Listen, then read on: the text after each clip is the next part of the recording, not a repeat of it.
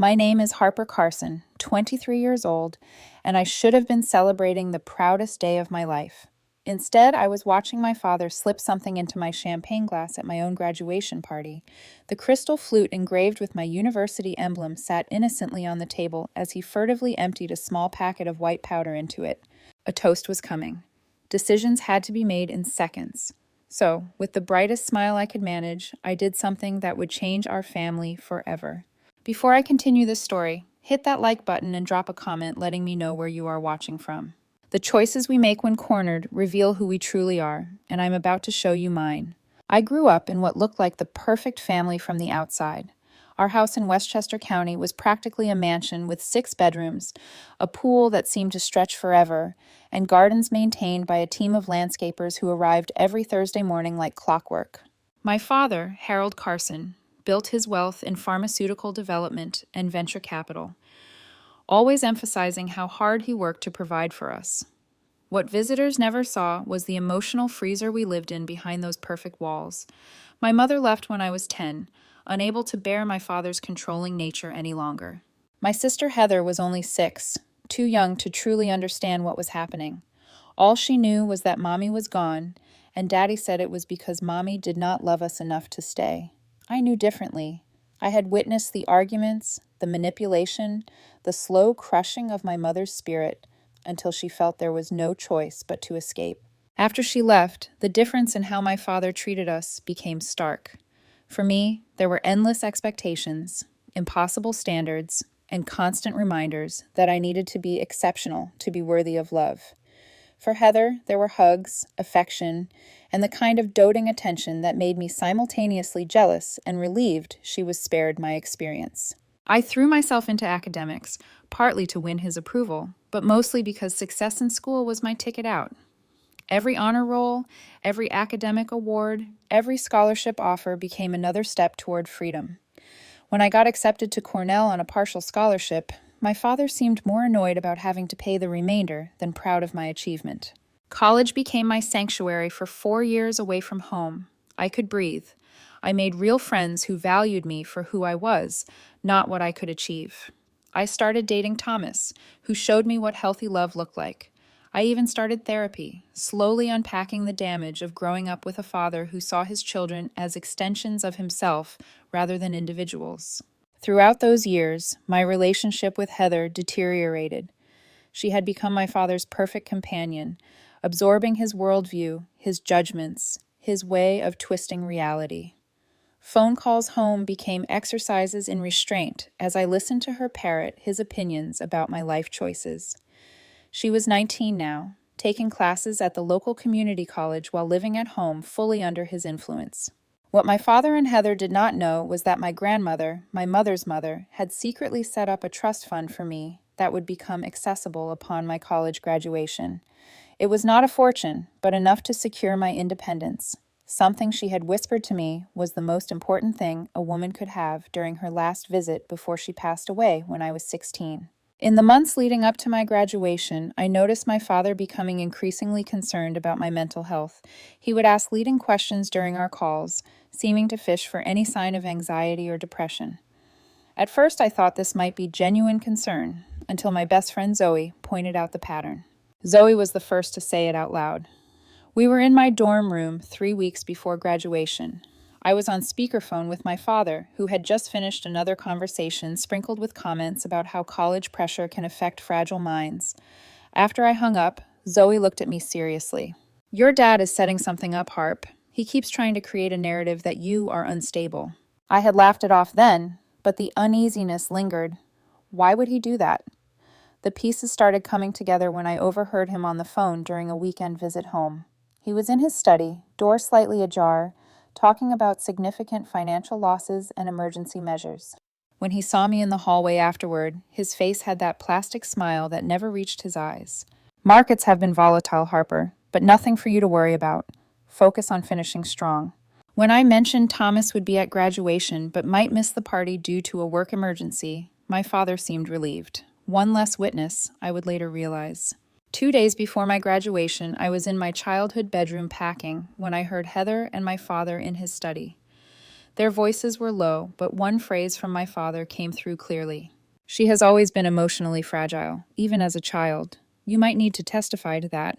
The graduation ceremony itself was beautiful. Thomas made it, along with Zoe and her parents, who had practically adopted me during college breaks when I could not face going home. My father attended with Heather, both dressed impeccably, both performing the role of proud family members perfectly.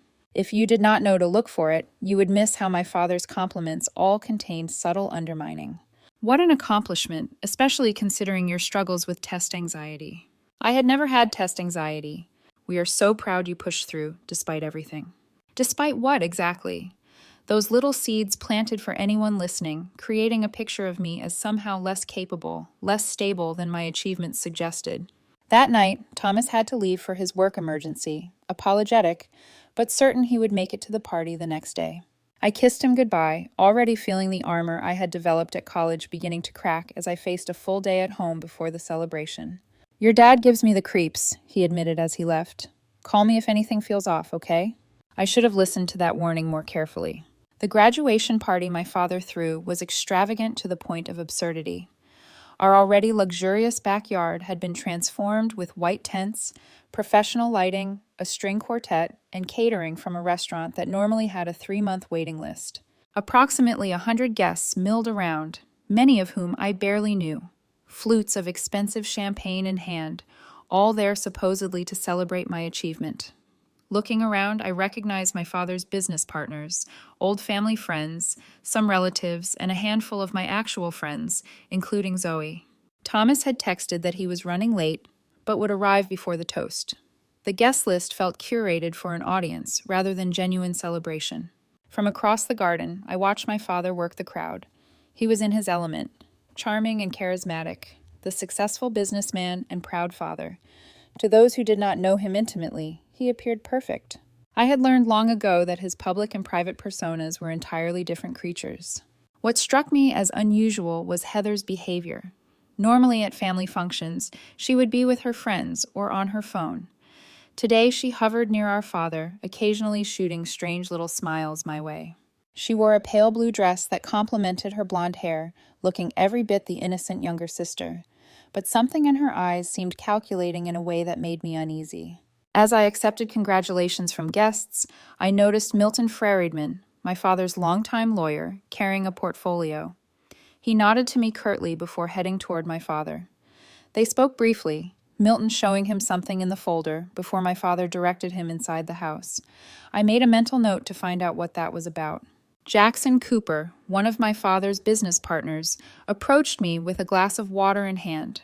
He seemed uncomfortable, shifting his weight from foot to foot as he offered standard congratulations. "I have always thought you were the smart one, Harper," he said, his voice low. "Be careful with any papers you might be asked to sign today."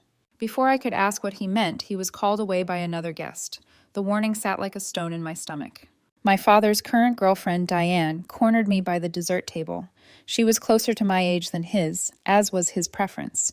But unlike his previous girlfriends, she seemed to possess both intelligence and a conscience. "Your father has been very stressed lately," she said, her eyes darting to make sure he was not within earshot. "There have been some financial issues with the company." "Serious ones? What kind of issues?" I asked. She shook her head. "I have probably said too much already. Just be aware." As she walked away, I noticed Dr. Patrick Nelson, my father's college friend and now a prominent psychiatrist, deep in conversation with my father near the bar. They both glanced my way, then continued talking in hushed tones. My unease grew. The servers were arranging champagne glasses on a special table for the toast. I noticed one glass was different, engraved with my university emblem and a small graduation cap. The head server placed it carefully at the front, with a small reserve sign. Zoe appeared at my side, elegant, in a simple black dress, her dark curls framing a face filled with concern. "Something feels off about all this, Harp," she whispered. "Your dad keeps having these little side conversations, and Heather is acting weird, even for Heather." "I know," I replied. "I feel like I am walking into something, but I cannot figure out what." Memories of previous family events flashed through my mind. My 18th birthday, when my father had invited my high school boyfriend, only to spend the evening sharing embarrassing stories that had been mostly fabricated. My high school graduation, where he had given a speech emphasizing how worried we had all been that I would not make it. Always these subtle, public, undermining efforts, creating an image of me that did not match reality. As the afternoon progressed, the champagne toast was announced for 6 o'clock. I checked my phone. Thomas was still an hour away, caught in traffic. I would be facing whatever this was without him. I was talking with one of my former teachers when I overheard my father talking to a family friend. Harper has always been so fragile emotionally, he was saying, his voice carrying just enough for me to hear. The pressure of college was almost too much. We worry about her transition to the real world. The friend made sympathetic noises while I stood frozen, my back to them, listening. That is why this celebration is so important, he continued, a positive experience before she deals with the challenges ahead. Throughout the party, Heather shadowed our father, occasionally running errands for him, bringing him drinks, or fetching people he wanted to speak with. They seemed to be operating as a unit, and the glances they exchanged appeared laden with meaning. Whatever was happening, Heather was either complicit or being used as a pawn. As the time for the toast approached, servers began directing guests toward the main tent. The special champagne flute had been moved to a small table near the front, where I would presumably stand with my father during the toast. My sense of dread intensified with every passing minute. Dr. Nelson approached me, all smiles and congratulations, but his eyes were assessing me in a professional way that made my skin crawl. "Your father tells me you have been under considerable stress," he said casually. "Graduation can be a triggering time for many young people." "I have never felt better, actually," I replied firmly. "Graduating feels like a beginning, not an end." He nodded, a patronizing smile playing at his lips. "Of course. Still, transitions can be difficult. If you ever need someone to talk to professionally, your father has already arranged to cover any sessions." I thanked him coldly and moved away, my mind racing. Why would my father prearrange therapy sessions with his friend? The pieces were starting to form a disturbing picture, but I still could not see the complete image. The moment for the champagne toast arrived, with the ringing of a small silver bell. Conversation is quieted as guests gathered under the main tent. My father stood at the front, Heather slightly behind him, both smiling widely. The servers were arranging the final glasses on trays, with my special glass prominently displayed on a small separate tray. "Ladies and gentlemen," my father began, his voice carrying easily across the crowd, "today we celebrate an important milestone for our family. My daughter Harper has completed her education at Cornell University." Polite applause followed, and I forced a smile, scanning the crowd for Zoe. She stood near the back, her expression concerned. "As a father, it is a unique joy to see both my daughters growing into the women they are meant to be," he continued. Heather, following her own path close to home, and Harper, who has always forged ahead independently, sometimes too independently for her own good. There it was again, the compliment wrapped around a subtle criticism. I maintained my smile with effort. Before we toast to Harper's achievement and her future, I want to take a moment to thank you all for supporting our family through various challenges over the years. What challenges was he referring to? My irritation was giving way to genuine alarm. The servers began moving through the crowd, distributing champagne. I watched as the head server picked up the special tray with my engraved glass. My father gestured for me to join him at the front. As I made my way forward, I glanced back toward the champagne table. That is when I saw it. My father had stepped back momentarily, ostensibly to speak to one of the servers. Heather stood nearby, partially blocking the view from most guests. With quick, practiced movements, I watched my father remove a small packet from his jacket pocket, tear it open, and empty white powder into the special champagne flute. The movement was smooth, almost professional in its discretion. Time seemed to slow down. I felt my heart hammering in my chest, but externally I maintained my composure, continuing to walk forward with a pleasant expression fixed on my face. Years of masking my true feelings in my father's presence served me well in that moment. The server picked up the doctored glass, now heading in my direction. In those few seconds, my mind raced through possibilities. What was in the powder? Why would he do this? What was the endgame? The snippets of conversation I had overheard suddenly aligned into a chilling possibility. I reached the front, standing beside my father, who placed his arm around my shoulders in a show of paternal pride. The server approached with the special glass on the tray. I needed to make a decision fast. With a casual movement, I positioned myself slightly closer to Heather, who had stepped forward to join the family moment as the server extended the tray toward me. I smiled, took the glass, and in one smooth motion turned to Heather. "Dad, and I cannot thank you enough for all your help with this wonderful party," I said warmly, extending the glass toward her. "I think you deserve the special glass for being such an amazing sister." Confusion flickered briefly across her face, but with our father and 100 guests watching, social pressure did its work. She accepted the glass with a slightly bewildered smile. "Oh, I could not," she began, but I had already taken a regular champagne flute from another passing server. "I insist," I said, my voice leaving no room for argument. Our father stood frozen, a strange expression crossing his face, alarm, calculation, and then forced recovery as he realized he could not object without drawing attention. "To achievement and new beginnings," he said, raising his glass, his voice only slightly strained. Everyone echoed the toast. I pretended to sip my champagne, watching over the rim as Heather, always eager to please our father, drank deeply from the special glass, emptying nearly half of it in one go. For a moment, nothing happened. The toast concluded, guests applauded, and conversation resumed. My father leaned down to whisper in my ear.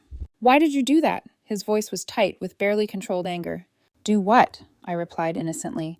"I thought it would be nice to include Heather in the moment." Before he could respond, I moved away, circulating among guests, keeping Heather in my peripheral vision.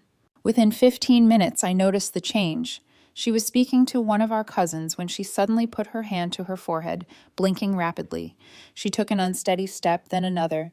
The cousin reached out to steady her. Across the tent, my father noticed too. I saw the moment realization hit him, his face draining of color. He moved quickly toward Heather, but not before she spoke loudly enough for nearby guests to hear. "I feel really weird. Everything is spinning." My father reached her, putting his arm around her waist supportively, his face a mask of paternal concern. But when his eyes met mine across the room, they burned with accusation, and something else, something that looked almost like fear. As Heather became increasingly disoriented, guests began to notice. Murmurs spread through the crowd. I stood my ground, watching the scenario unfold, torn between vindication and genuine concern for my sister. Whatever my father had put in that drink had been meant for me, but Heather was the one now affected. I did not know yet exactly what he had planned, but seeing his panic confirmed my suspicions. Something very wrong had been averted, even as something equally wrong was now unfolding before us. Heather's condition deteriorated rapidly. Her speech became slurred, her movements uncoordinated. I watched as my father supported her toward the house, his face set in an expression of concerned parenthood, though I could see the tension in his shoulders. Guests parted to let them through, murmuring sympathetically. "I think she has had too much to drink," someone said. "Poor thing, probably excited for her sister," said another. I followed them into the house along with Zoe, who had pushed her way through the crowd to reach me. "What just happened?" she whispered. "I will explain later," I replied. "Stay close to me." In the kitchen, my father had seated Heather on a bar stool. She was swaying dangerously, her eyes unfocused. When she saw me enter, she gave a loopy smile. "Harp," she slurred, "I do not feel so good." My father turned to me, fury barely contained beneath his concern. "What did you do?" he hissed. I stepped closer, keeping my voice low but firm. "You were going to drug me, weren't you?" His eyes widened slightly, then narrowed. "I have no idea what you are talking about." "I saw you put something in my champagne glass, the one I gave to Heather." For a moment he did not respond, calculating his next move. Finally he spoke, his voice barely audible. "It was just something to help you calm down. You have been so anxious lately. I was worried you might have an episode during your party." "An episode? I have never had an episode in my life." We were interrupted by a crash as Heather suddenly slumped sideways, knocking over a vase of flowers. Water and lilies spilled across the marble countertop as my father lunged to catch her before she fell from the stool. The commotion brought several guests into the kitchen, including, thankfully, Dr. Nelson. Whatever his involvement in my father's plans, his medical ethics apparently extended to treating an obviously unwell person. "Let me see her," he said, professional demeanor taking over. He checked Heather's pupils, pulse, and responsiveness, his expression growing concerned. "Has she taken anything? Any medication, drugs, alcohol beyond the champagne?" he asked. "No," my father said quickly. "Just the champagne. She hardly ever drinks. Maybe it hit her hard." Dr. Nelson frowned. "This does not look like an alcohol reaction." He turned to the gathering crowd. Is anyone else feeling unwell? The guests looked at each other, shaking heads. No one else reported symptoms. I think we should call an ambulance, Dr. Nelson said firmly. Her vital signs are concerning me. As someone went to make the call, my father pulled me aside, his fingers digging painfully into my arm. This is your fault, he whispered furiously. If anything happens to her. What was in that drink, Dad? I cut him off, meeting his gaze steadily. What exactly was I supposed to drink? A muscle twitched in his jaw. It was just a mild sedative, completely harmless. I was trying to help you. Help me how? Before he could answer, Heather began to convulse slightly, drawing everyone's attention. Dr. Nelson barked orders for space and for someone to time the seizure. My father rushed to her side, genuine fear now evident on his face. The next 30 minutes passed in a blur of paramedics, concerned questions, and my father's increasingly panicked attempts to control the situation. I overheard Dr. Nelson speaking quietly to one of the paramedics. Looks like some kind of benzodiazepine reaction, possibly combined with alcohol. Any idea how much she took? In the chaos, with attention focused on Heather and the arriving ambulance, I slipped away to my father's study. Years of living in his house had taught me how to move silently, where the creaky floorboards were, which door hinges needed oil. I had exactly 7 minutes while the paramedics stabilized Heather for transport. His desk was locked, but I knew where he kept the key, taped under the center drawer, a hiding place he thought was clever. Inside, I found a folder with my name on it. My hand shook as I quickly flipped through the contents. Psychiatric evaluation forms, partially filled out by Dr. Nelson. Statements about my history of emotional instability, none of which were true. Legal documents for emergency conservatorship due to mental incapacity. Financial records showing massive losses in my father's company over the past year. A bank statement for my grandmother's trust fund, which he should have had no access to. And most damning of all, a draft affidavit in Heather's name describing my supposed history of emotional outbursts, paranoia, and instability. The pieces clicked into place with sickening clarity. My father was financially desperate. My trust fund represented a significant sum of money he could not access unless I was deemed incapable of managing my own affairs. The plan had apparently been to drug me at my own graduation party, have me exhibit concerning behavior in front of dozens of witnesses, including a conveniently present psychiatrist friend, and then use that incident to support an emergency petition for conservatorship. I heard the front door open, voices in the foyer. Quickly, I used my phone to photograph key documents, then replaced everything as I had found it. As an afterthought, I grabbed a small notepad from his desk and pocketed it.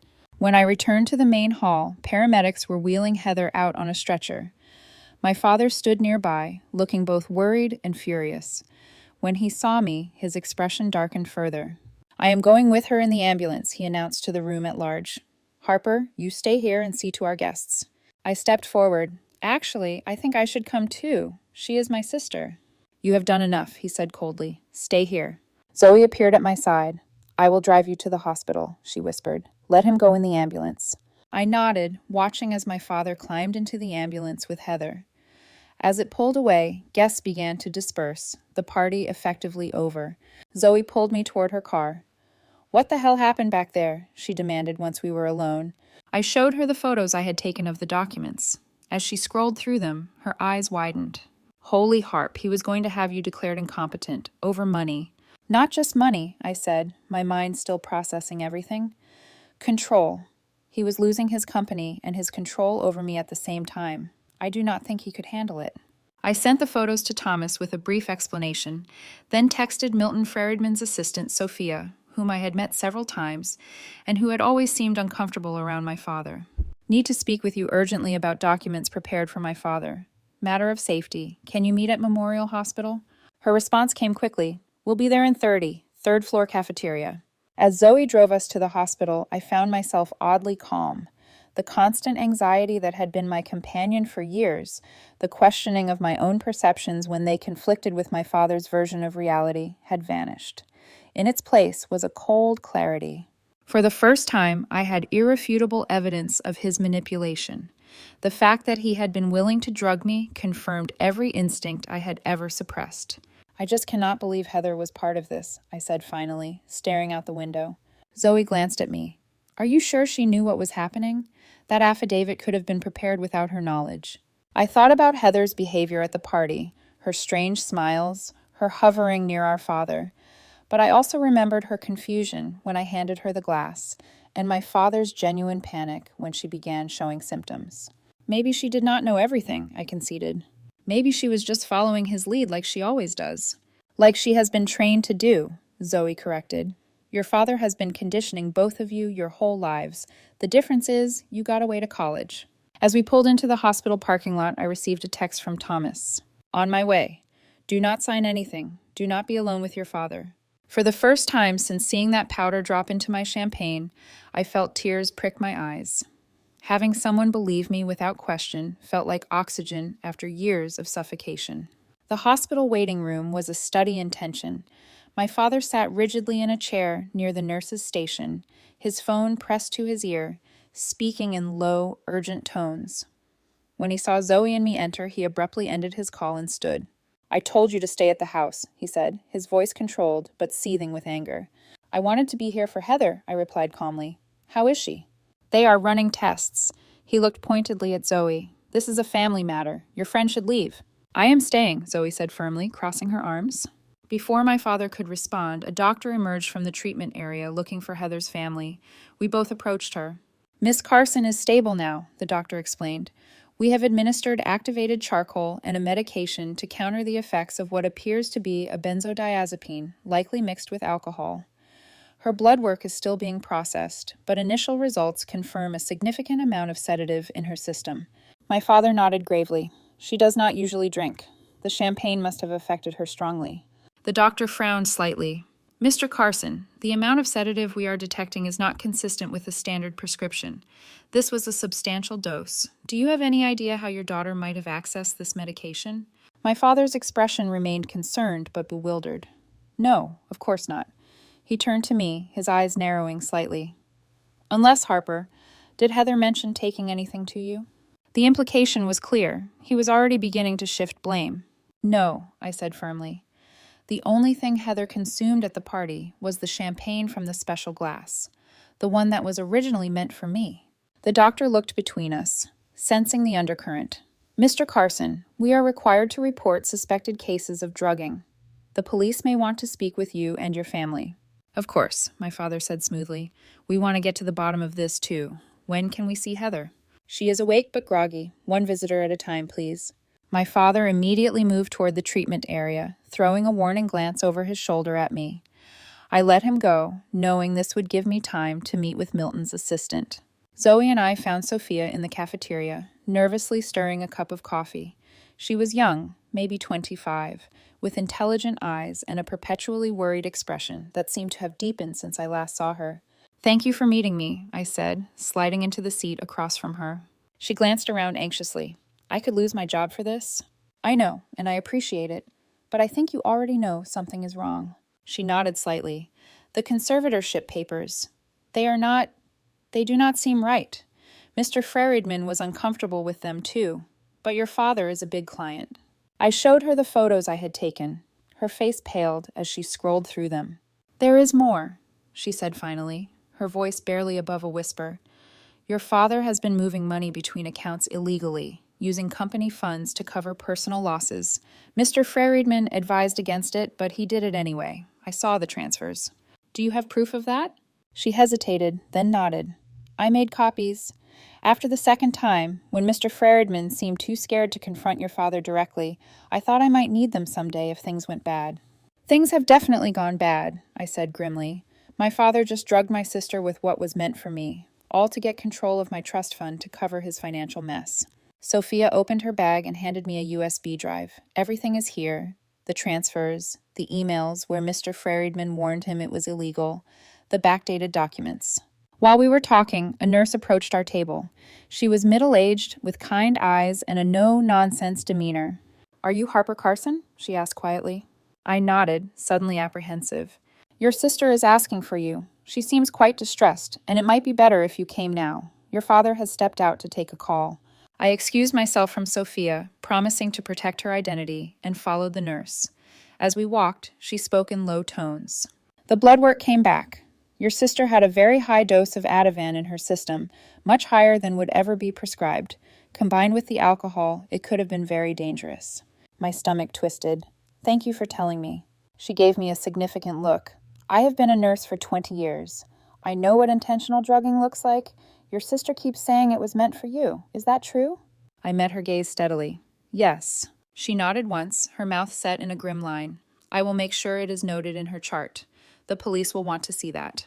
Heather was in a private room, looking small and pale against the white sheets. When she saw me, her eyes filled with tears. Harp, she whispered. I am so sorry. I moved to her bedside, taking her hand. It is okay. How are you feeling? Weird. Foggy. She blinked rapidly, struggling to focus. Dad is so angry. He says you switched the glasses on purpose. I did, I admitted.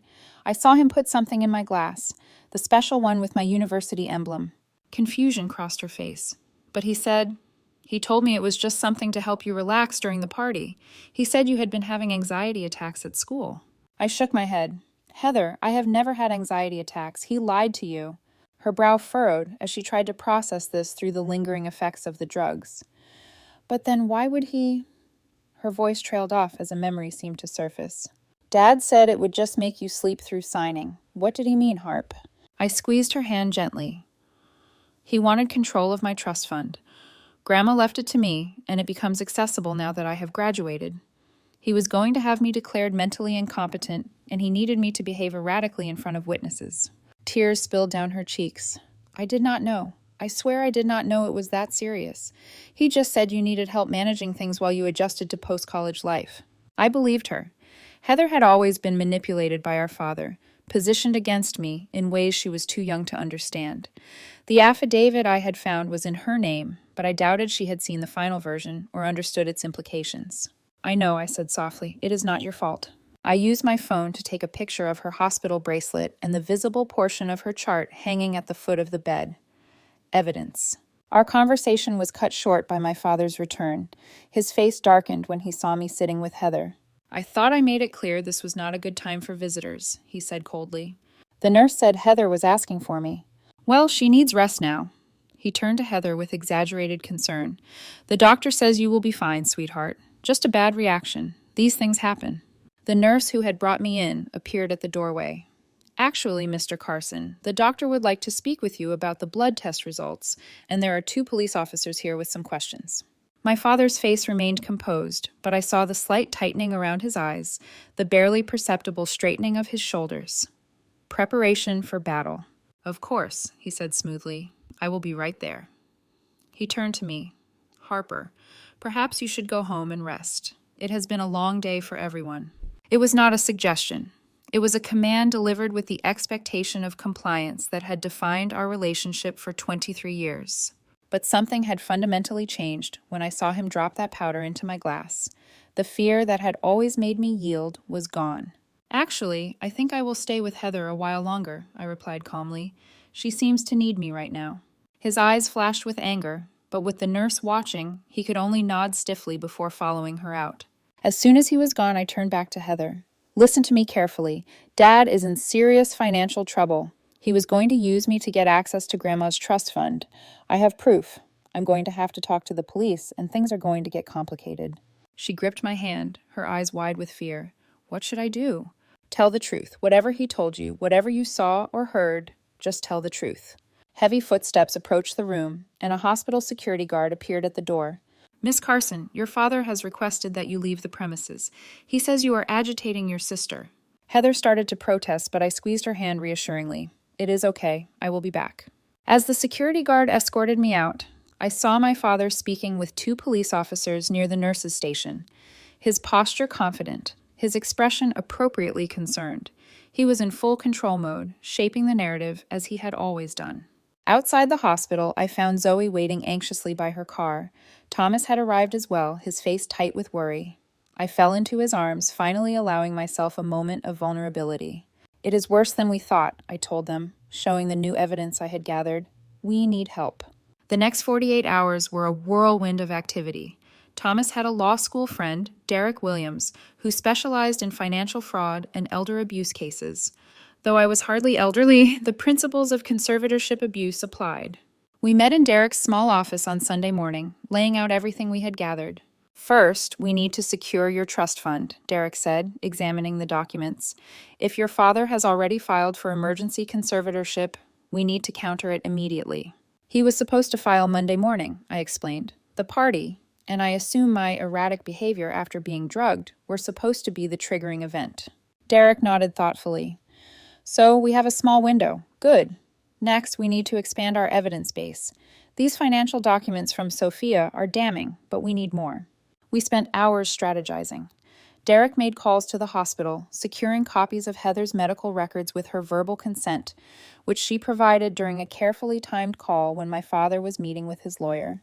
Thomas contacted Jackson Cooper, my father's business partner, who agreed to meet with us privately. The meeting with Jackson revealed even more than we had anticipated. My father's company was not just struggling, it was essentially bankrupt, kept afloat only by creative accounting and misappropriation of investor funds. Jackson had been trying to extricate himself from the partnership for months, but my father had been blocking his efforts. Harold has always been controlling, but this past year he has become desperate, Jackson explained. When he learned about your trust fund coming due, he became fixated on it as the solution to all his problems. Heather was discharged from the hospital Sunday evening. My father immediately took her home and, according to a text she managed to send me, confiscated her phone shortly after. But the message had been clear. Dad is telling everyone you have been unstable for years and tried to blame him for what happened to me. Do not come to the house alone. By Monday morning, we were ready. Derek had filed preemptive paperwork blocking any conservatorship attempts. The police had opened an investigation into the drugging incident, with the hospital records providing clear evidence. Sophia had given a statement about the financial irregularities. Jackson had provided documentation of business improprieties. The final confrontation took place at my father's house, on my terms. I arrived with Derek, Thomas, Zoe, and a police detective who had been assigned to the case. My father opened the door, his face a mask of paternal concern that quickly shifted to weariness when he saw my companions. Harper, I have been so worried about you, he began, his voice perfectly modulated to convey loving concern. After what happened at the party, I thought you might be having another episode. I noticed his emphasis on another, continuing to build his fictional narrative. Even now, behind him, I could see Heather hovering in the hallway, her face pale and uncertain. I would like to speak with you in your study, Dad, I said calmly. We have some matters to discuss. His eyes flicked over the group, calculating. Now is not really a good time. Perhaps later, when it is just family. The detective stepped forward, showing his badge. Mr. Carson, I am Detective Rodriguez. I am investigating the incident involving your daughter, Heather's hospitalization. I would like to ask you some questions as well. My father's facade cracked slightly, a flicker of unease crossing his features before he recovered. Of course, he said smoothly. Please, come in. We moved to his study, the room where so many of his manipulations had been planned. I could see him assessing the situation, trying to determine how much I knew, how much evidence I had. I sat in the chair across from his desk, deliberately taking the power position where guests usually sat. He remained standing, unwilling to cede the psychological advantage of height. Harper has been under tremendous stress, he began, addressing the detective. Her behavior has become increasingly erratic. I removed my phone and set it on the desk between us. Actually, I would like to play something for everyone first. I pressed play on the recording I had made in Heather's hospital room. Her groggy voice filled the silence. Dad said it would just make you sleep through signing. What did he mean, Harp? My father's face hardened as the recording continued, capturing his return and the nurse's mention of police questions about the blood test results. You recorded a private conversation, he said, his voice dangerously low. That is illegal. Actually, in this state, one-party consent is perfectly legal, Derek interjected. Harper was part of the conversation and consented to its recording. I placed the USB drive Sophia had given me on the desk next to my phone. Then I added printouts of the documents I had photographed in his study. Financial fraud, I said quietly.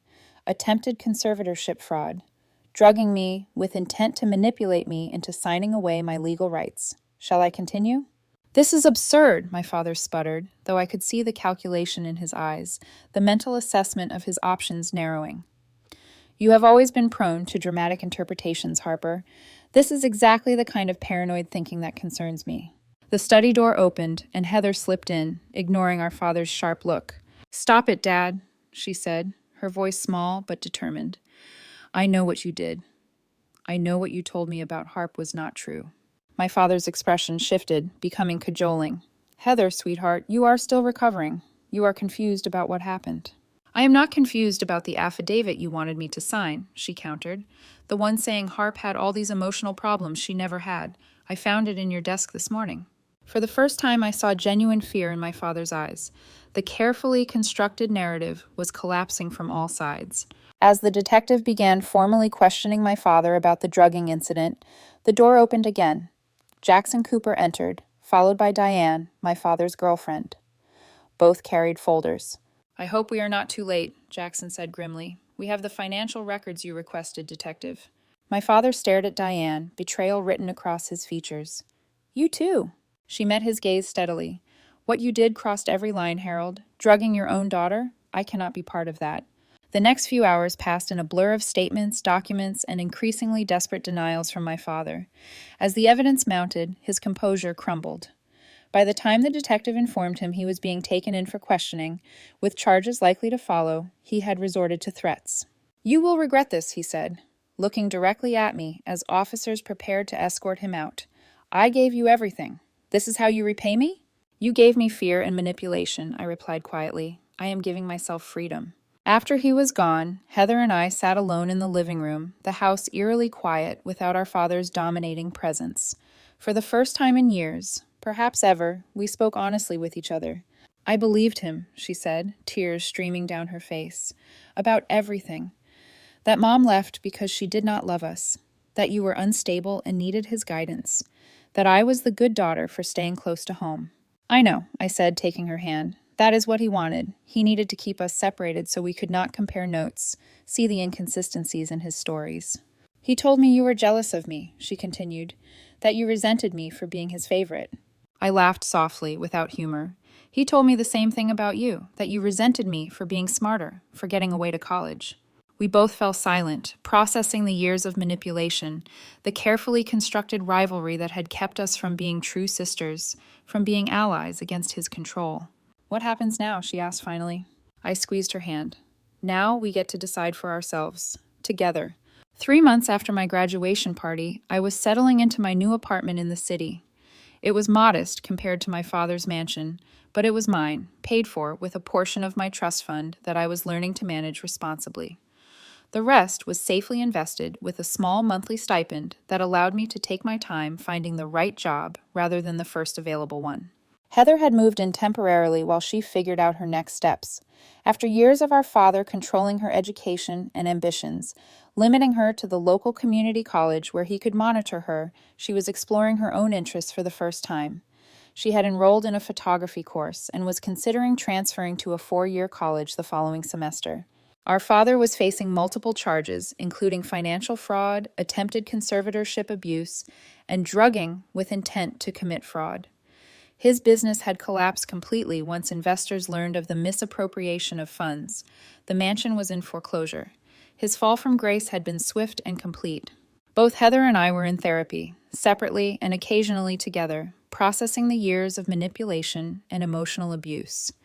It was painful work, unpacking the ways we had been pitted against each other, the false narratives we had internalized, the defensive mechanisms we had developed to survive in our father's household.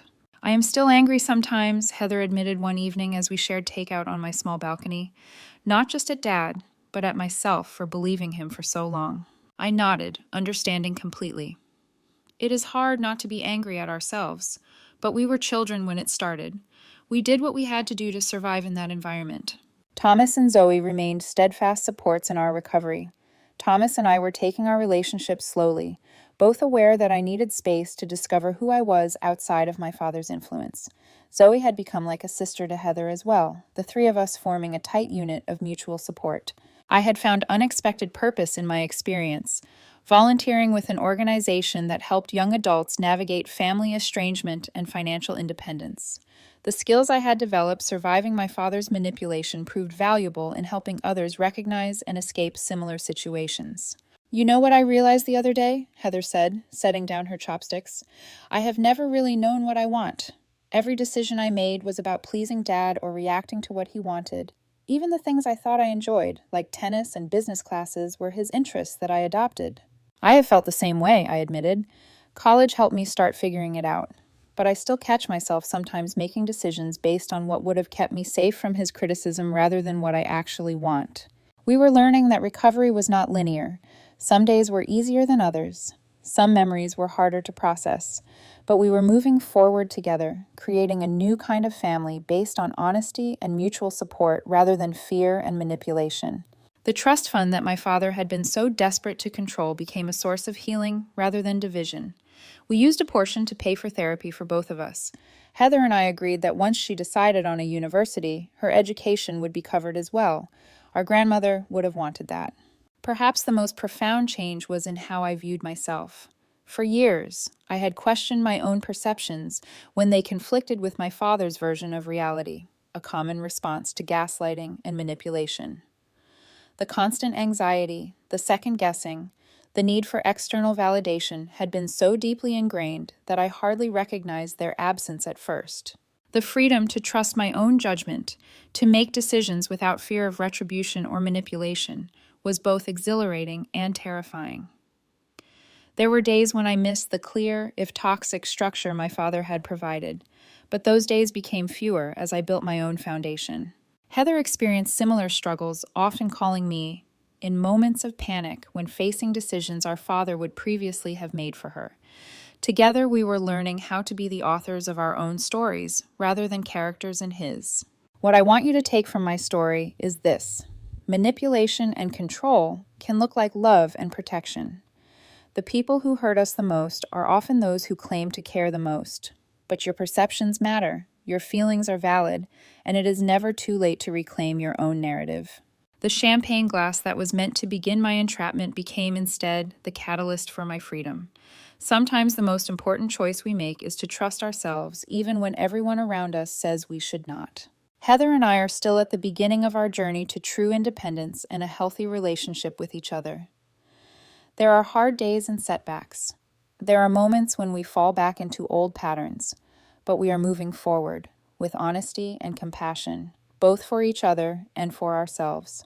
Have you ever had to make a split-second decision that changed everything? Or have you experienced family manipulation that took years to recognize? Share your thoughts in the comments below. If this story resonated with you, please like and subscribe to hear more stories about breaking free from toxic relationships and finding your authentic self. And if you know someone who might need to hear this message, share this video with them.